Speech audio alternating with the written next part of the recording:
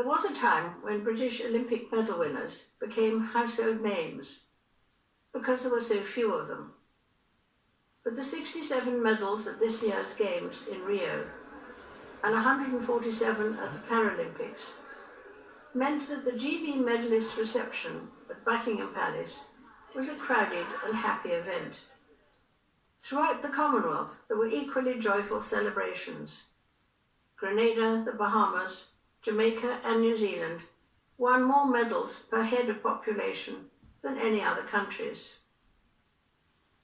Many of this year's winners spoke of being inspired by athletes of previous generations.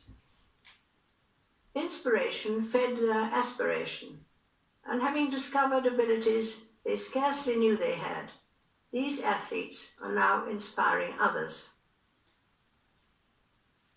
A few months ago, I saw inspiration of a different kind when I opened the new Cambridge base of the East Anglian Air Ambulance, where Prince William works as a helicopter pilot. It was not hard to be moved by the dedication of the highly skilled doctors, paramedics and crew who are called out on average 5 times a day.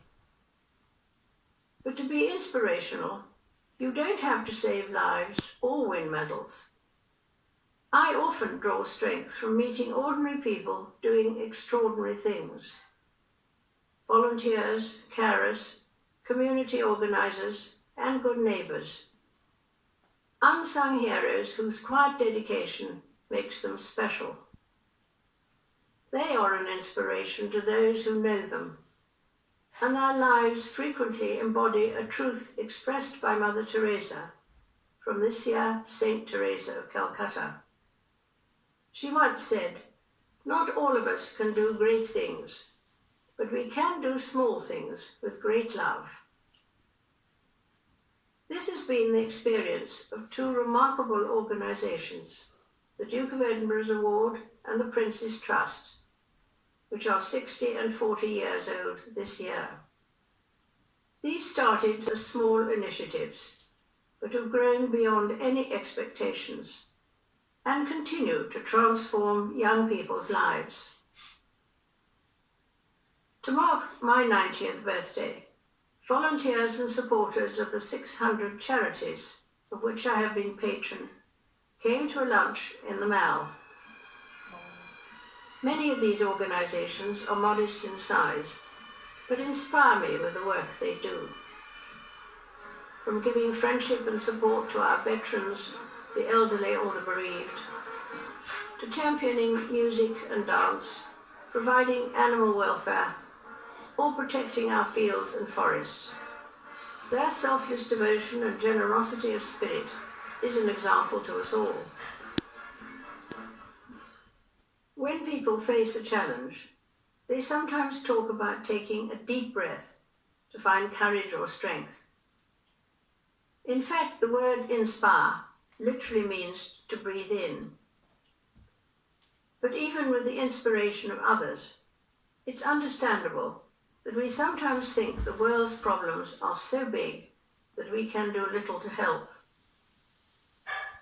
On our own, we cannot end wars or wipe out injustice. But the cumulative impact of thousands of small acts of goodness can be bigger than we imagine. At Christmas, our attention is drawn to the birth of a baby some 2,000 years ago.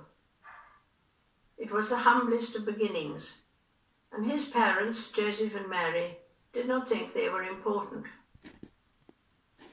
Jesus Christ lived obscurely for most of his life and never travelled far.